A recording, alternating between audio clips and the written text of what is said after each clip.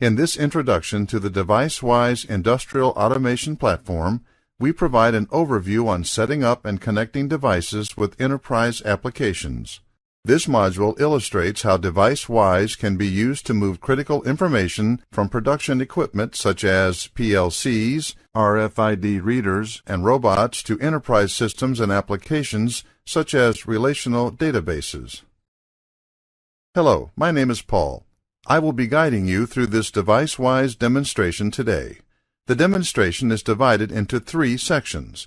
In Section 1, we define where the database is, how to connect to the database, and the information flow.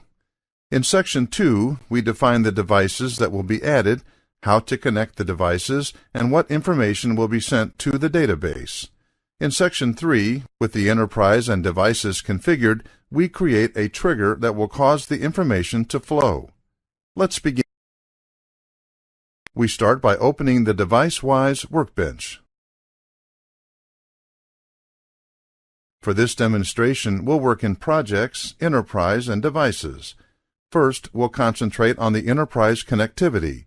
We'll define where the database is, how to connect to the database, and define the information flow. To start, we must create the transport.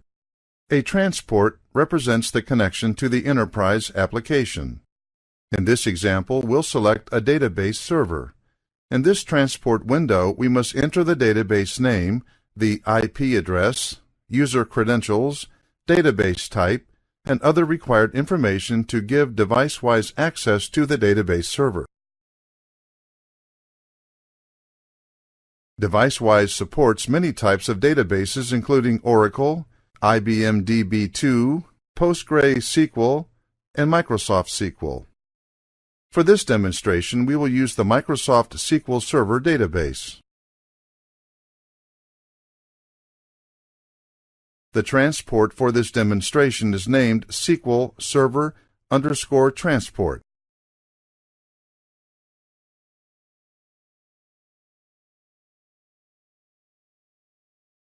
And the database type selected is MS SQL. Next, we enter the database information, the name, DWDB. The host or IP address, 192.168.118. Enter your username and password. Throughout working with deviceWISE, you can check the information entered by clicking the Validate button. If everything entered is correct, a validation message appears confirming the information. Once it is confirmed, click on the Save button. The new transport appears on the Transports tab. When selected, the transport details display below. Once the transport has been configured to connect deviceWISE to the database server, we must create a transport map. A transport map represents the operation. In this example, a database insert and the data mapping between the application's variables and the database columns. Enter a name for the transport map, for example, Insert Production Information.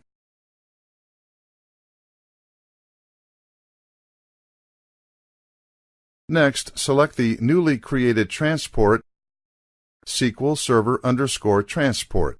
For this demonstration, we will use the Insert action. However, deviceWISE supports more SQL operations such as select, delete, update, stored procedures, and several others. The Enterprise Gateway queries the database server and retrieves the database schemas and table definitions. For this demonstration, the schema is DBO. Next, a database table must be selected. Scroll to display the available tables. For this demonstration, the Production Info table is selected. When we select which table for the data insert, the table's column definitions are displayed.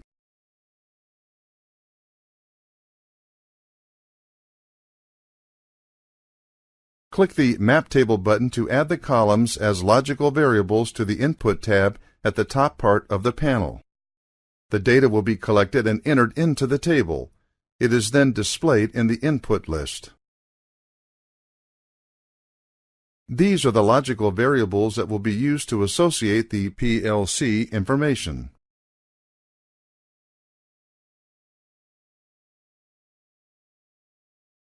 When you click on Validate, deviceWISE will preview the SQL query. Scroll to ensure the query is correct.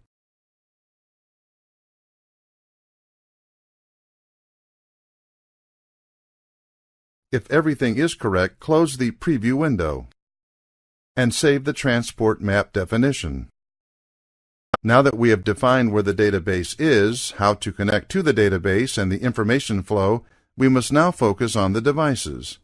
In the next section, we define the devices, how to connect these devices, and what information will be sent from the devices to the database. As we said earlier, devices that can be added include PLCs, RFID readers, robots, and others. Let's continue with our demonstration. With the enterprise portion of the transport completed, we can proceed to work on the devices. Many types of devices and models from different manufacturers are supported and can be added. Click on the New button to begin. When the device window opens, start adding the device by entering a name. This device is named Siemens device. Next, select the specific type of device to add from the list of available device types. Scroll to find the required device.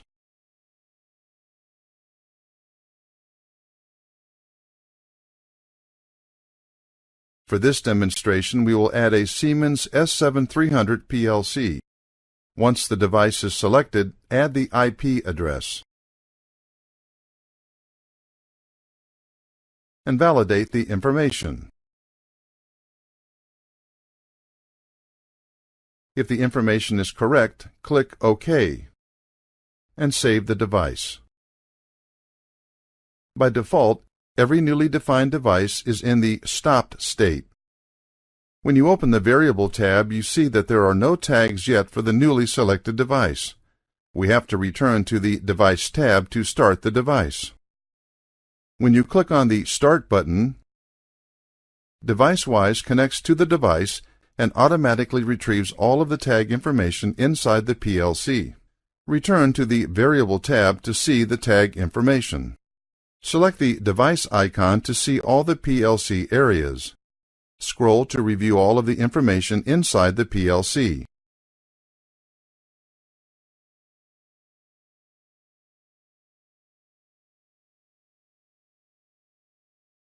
deviceWISE can work with many different devices from different manufacturers simultaneously. For this demonstration, 3 devices will be added. The process for adding other devices is the same as adding the Siemens device. Since the process is the same, we won't show adding the second and third device.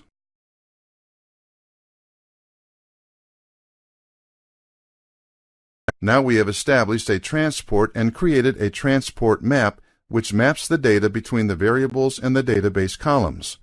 We have also added and configured 3 different devices. In the final section of this demo, we will create a trigger that will cause the data to flow from the devices to the enterprise database. All triggers have to be contained inside a project. So let's proceed and create a project. To do this, simply select Projects. Then click on the New button to begin. Enter a name for the project.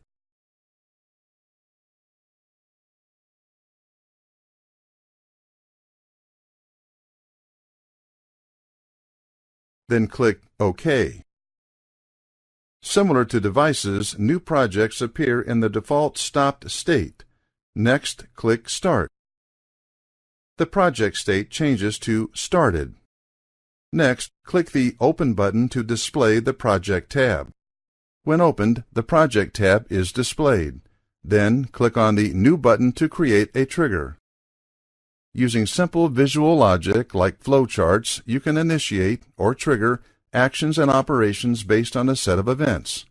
The trigger has 2 parts. The top half of the trigger defines the event, which specifies when the trigger will run. Triggers can run based on a schedule, timing interval, or when a device PLC sends a message. The bottom half of the trigger defines what action or actions it initiates. For example, initiate an email, SMS, database transactions, SAP transactions, etc. Many event options are available for establishing triggers. As an example, if Schedule is selected, additional options can be displayed related to scheduling a trigger. For example, if Weekdays is selected, all of the options available for scheduling a trigger appear, including selecting specific days, certain weeks of each month, or specific months. In addition to scheduling triggers based on preset timing, triggers can also run based on predefined conditions of data in the PLC. For example, if the data is greater or less than the defined limits, if the data equals a specific value, or if the data changes. For this demonstration, the Schedule Trigger event type is selected. Periodic is selected, using a defined period of 1000 milliseconds. Once the trigger event is set, we select the list of actions to perform. For this demonstration, the action is to insert information into a database, so we'll select the Enterprise Communication Group of Actions. Select and drag the transaction action into the workspace.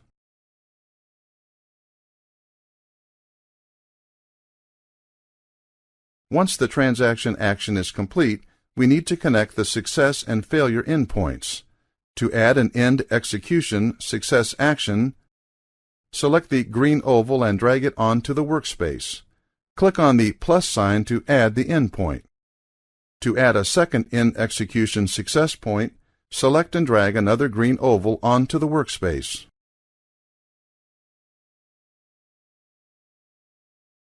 To add an end execution failure action, select the red oval and drag it onto the workspace. Again, click on the plus sign to add the endpoint.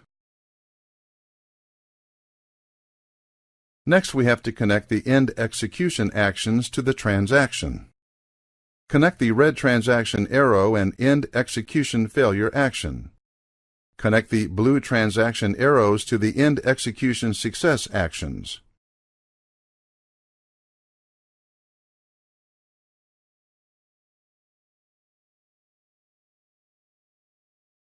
When all of the end execution actions are connected to the transaction, double-click on the transaction block to display transaction information. The transaction window opens and displays the information that deviceWISE will collect and forward to the database. In the transaction window, we will first select the transport map that we defined in the Enterprise step.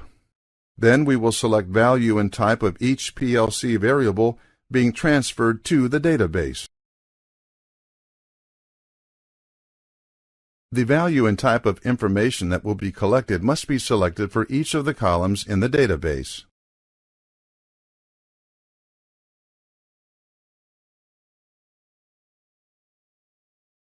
When the trigger runs, deviceWISE will collect the PLC information selected and send it to the columns in the database.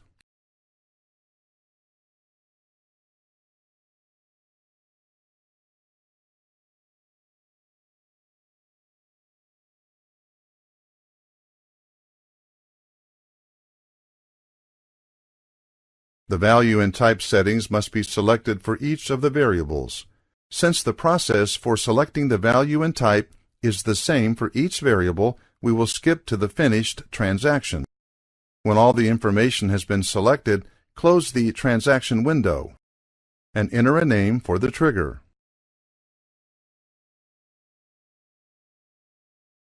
Once the name is entered, click the Validate button to ensure that everything is correct.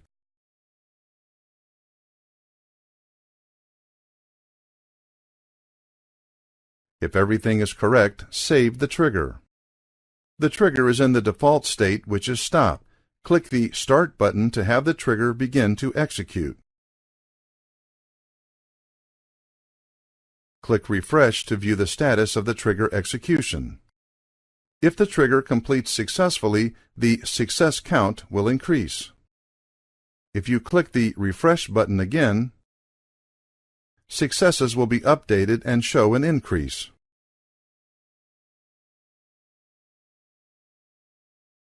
With the track production project stopped, we've completed this demonstration. Let's look at some key points we discussed throughout this demonstration.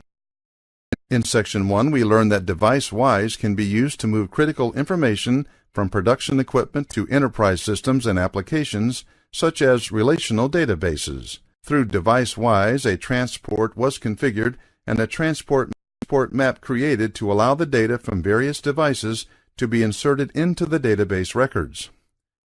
In Section 2, we learned that information can be captured from a large variety of devices. When devices are added, the information needed from each device is identified and mapped to the appropriate database table columns. Finally, in Section 3, we established a trigger that caused data from the devices to be sent to the database. This concludes this demonstration. Thank you. To learn more about deviceWISE, please visit www.ilstechnology.com or email info@ilstechnology.com.